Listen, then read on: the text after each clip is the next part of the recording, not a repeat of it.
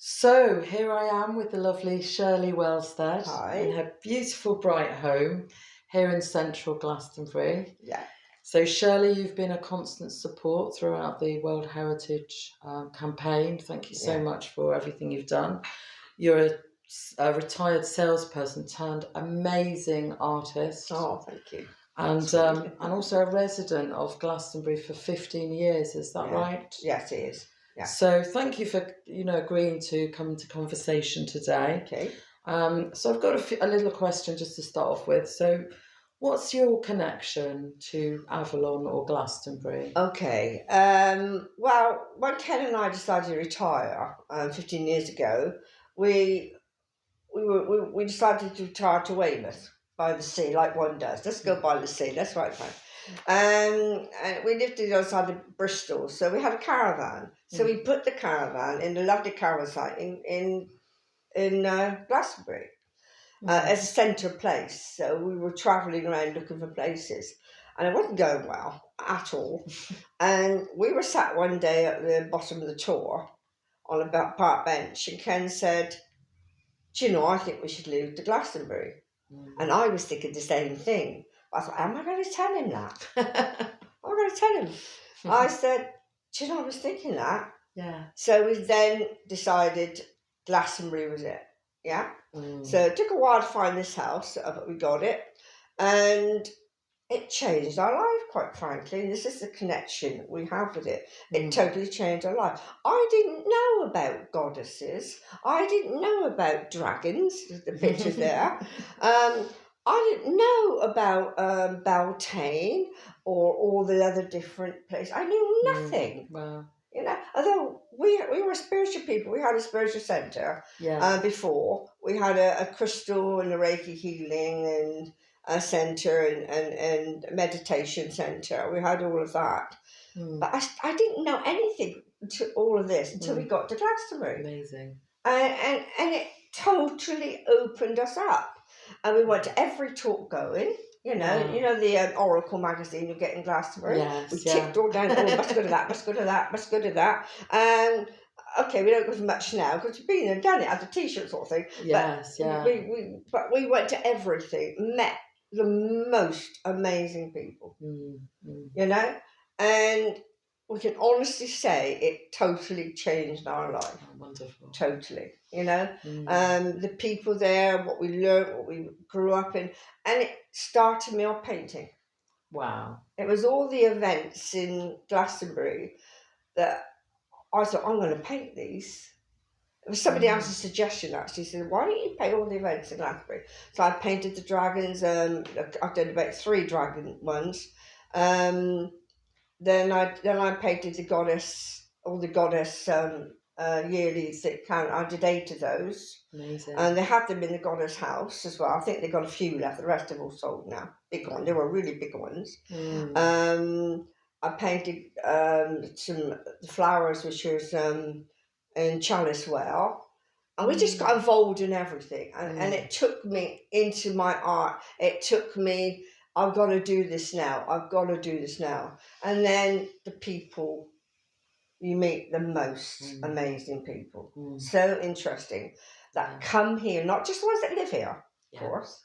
Yeah. It's the ones that visit, Yeah. And we personally now have got 5 really, really spiritual people that have got big followings now that come here. They come and stay here.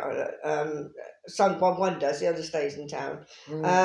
So they stay in your house. But they come here and we have a meal together. How lucky are we? Yeah. If we didn't move to Weymouth, none of this would have happened. Yeah.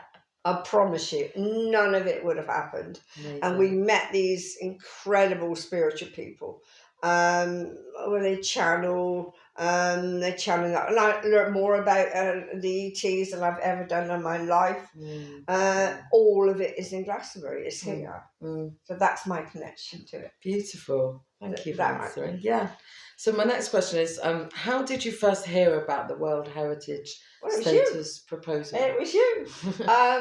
I don't know how you got on my Facebook page, or I got on your Facebook page, but it was on your Facebook page, and I saw it, and I thought, no, no, no, no, no, no, no, no, no, no, no. And like most, I started dismissing it, thinking, nah, that's not going to happen. Yeah. Not going to happen. And then I thought, hang on a minute. Yeah. Hang on a minute. And then I met you again, and then I met you in the cafe then in town. Yes, yeah.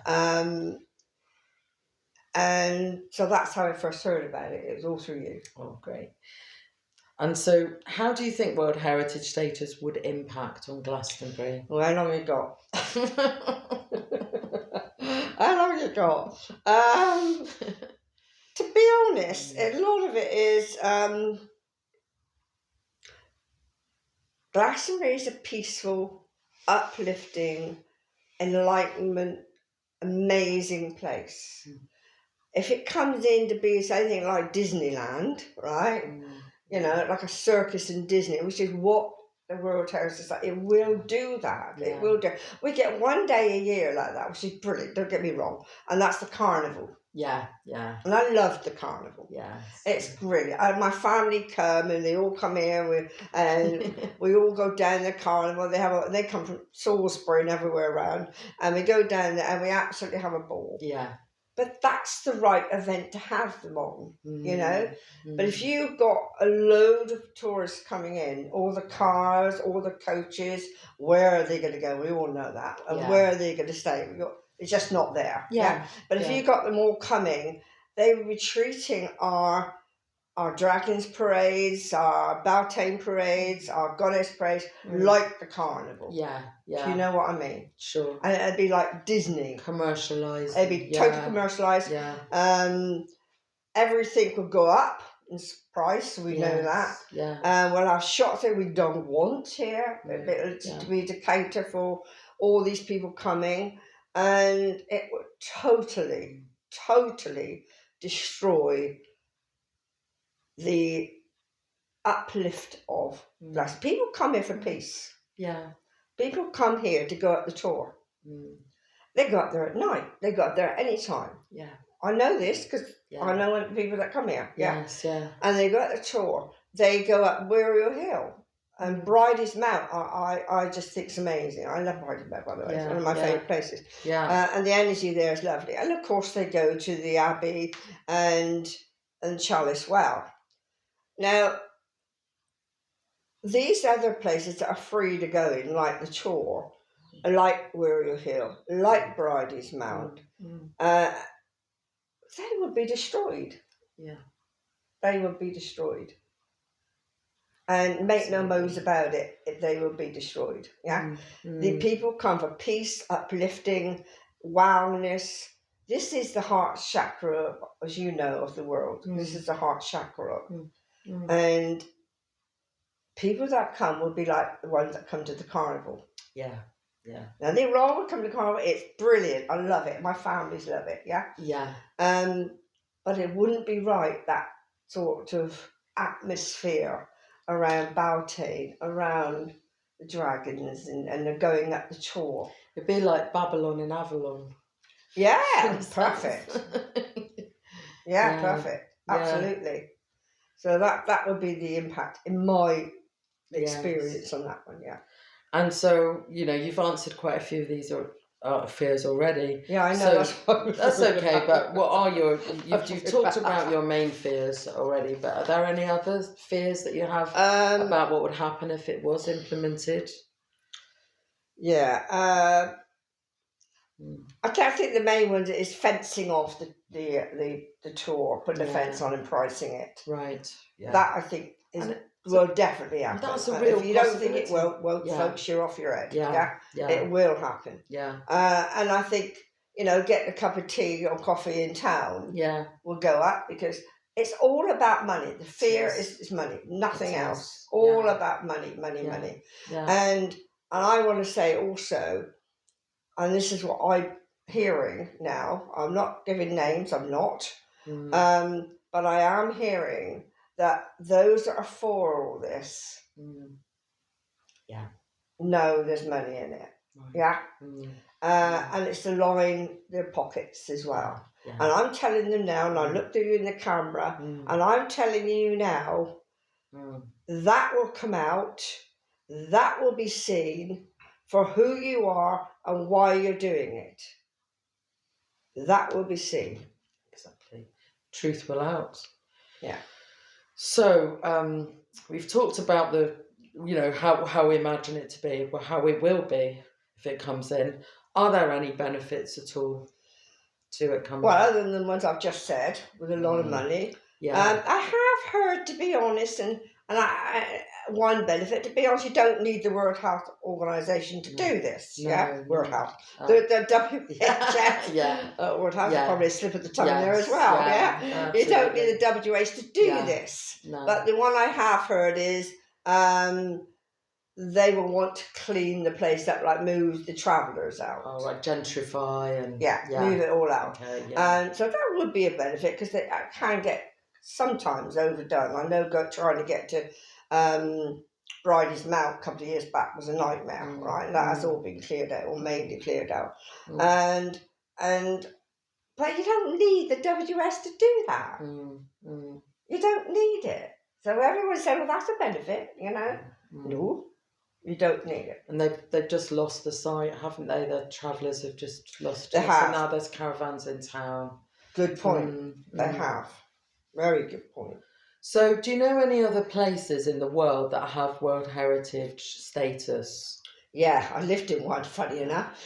I was born and bred in Salisbury. Hence my Wiltshire accent.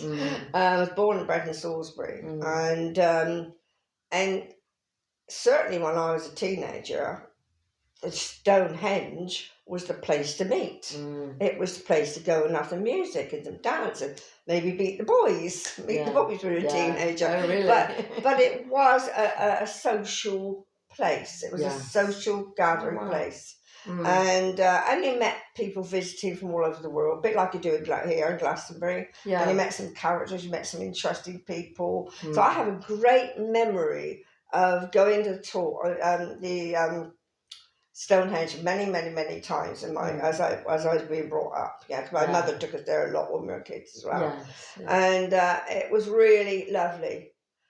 I moved away from Salisbury, and I didn't go back for a good 15 years later, I think, 10, 15 years later. And I thought, I've got to go to Stonehenge. I got to go to Stonehenge. I got to go. So I go to Stonehenge, and I burst into tears. It was just fenced off, solid traffic all the time, all the way down. They're even talking about putting a road underneath it there. It's crazy, absolute crazy. And you got to pay to get into it. The whole thing had just gone. That's what's going to happen here. And if people don't see that, they're wrong. That is what's going to happen here. And the gift shop at Stonehenge is run by Disney. So is it? It's interesting that you talk about Disney. And I didn't realise that. So, so I know firsthand how to destroy your place by putting in the WHS in, right? Exactly. It totally destroys Stonehenge. Totally, it's gone.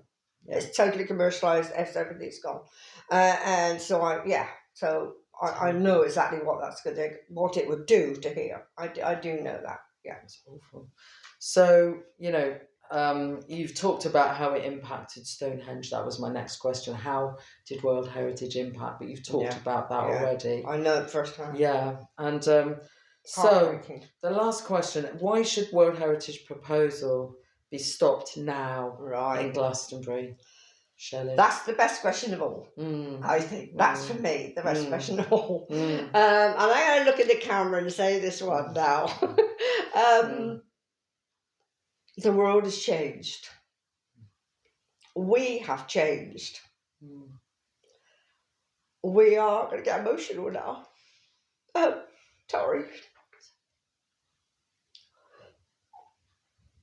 We are growing. We are changing. It's this year. It's this year it's doing it. 2025. I know we're all tired of fighting. I know that for the last 5 years, believe me, no one knows that more than I do. We're tired of it. Sorry about this, but I feel so passionate about this.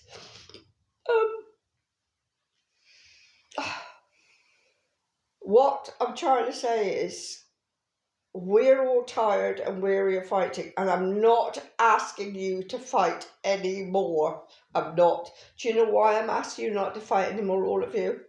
Because this lady has done all the work. Amanda has done it all. She's done the work for you. You don't have to do very much now. You can now relax, but you got to step up. You got to get into your own sovereignty of who you are. You got to find who you are. You can't go on and say, "Oh no, it won't happen. Won't happen in Glastonbury. Oh, it's inevitable. Bound to. We'll fight later on." You'll be fighting decades, and you'll be fighting against not anyone, not just the council. You'll be fighting against WHS. We didn't vote for them. Do you want to go fight in decades and sit back and do nothing? Or you can find your own heart, find your own sovereignty, and sign that petition. So all you have to do. There's 2 things I want you to do. 2. You don't have to fight anymore. We understand you're all tired of it. 2 things I want you to do. Sign that petition. And Amanda's going to put it at the bottom of this video where to find it. Find it in your heart and step up and do something. So she's doing all the work. Trust me, she's done all the work. Yeah? And there's a lot more she's done. So you sign that petition. Donate if you can. That's really nice. That'd be greatly appreciated. 2 things I said. That's the first one. The second one is now the biggie. This is what I want you to do. Amanda has done an interview with Alexander Quinn. It's a really good interview. I want that video to go viral. Yes, it can be done. Sandy Brown did it. She came in Glastonbury, did a talk at the council for no more than 10 minutes, and it was videoed. And that video went viral. So with your help, spread that video. Put it on any platform you like. Facebook, Telegram, X, you name it, you spread it out. You don't have to do much. I'm not asking you to fight. It's all been done for you. All of it. All I'm asking you to do is find it in your heart and do it. And do it for the right reasons. Glastonbury needs you. We need it. We need to keep it sacred. We need to keep it spiritual. We need to keep it a beautiful place. That video should go viral, and it'll do it with your help. If you shared it to everyone now and all the platforms you got with a note saying, please share this, you can share this one as well.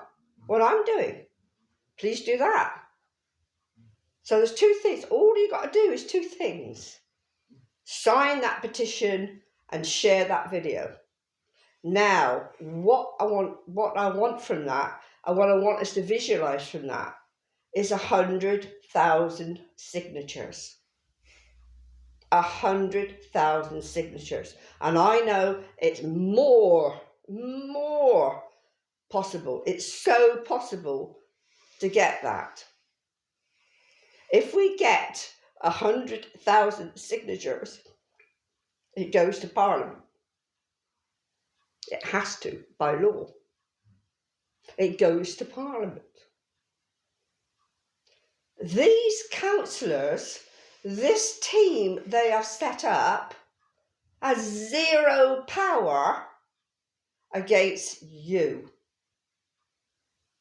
0 power. It's time for you to step up. Be the sovereign person. Be the person who's living in joy, bliss, harmony, like they do in Glastonbury. Even if Glastonbury's not for you at the moment, it might one day be. You might really come in and feel this energy. This is the heart center chakra of the world. I want you to spread it. I want you to give it to Richard Vokes. He's been there 3 times to do talks. I want you to spread it to Pam Gregory. I know she loves Glastonbury. I want you to spread it to Laura Eisenhower. She did a talk here. Absolutely love Glastonbury. It's coming back. Get it out there. Get Alexander's video. Alexander Quinn. Now, where you find it is Alexander Quinn. You'll find it on YouTube. And he's interviewing Amanda Gazidis on YouTube. We will also put the link on this one as well. It's a really good interview. He's got a big following. We've got quite a lot from that. But we need to spread that video. We need to get that video viral. And you can do it. All of you. Thank you. Thank you, Shirley.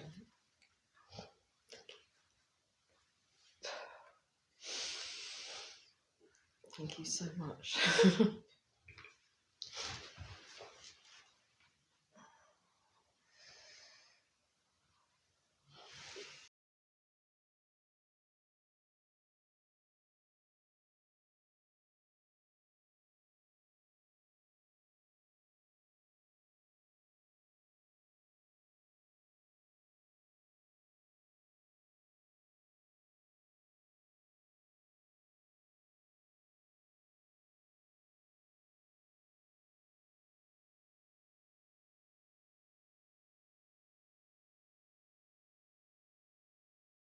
I was crying as well. No, that's brilliant. It's just exactly how it was meant to be. It was just, your emotions. You were like on fire. You were just literally. I didn't want to cry. Well done. No, it's fine. It was just No, it's good. No, it's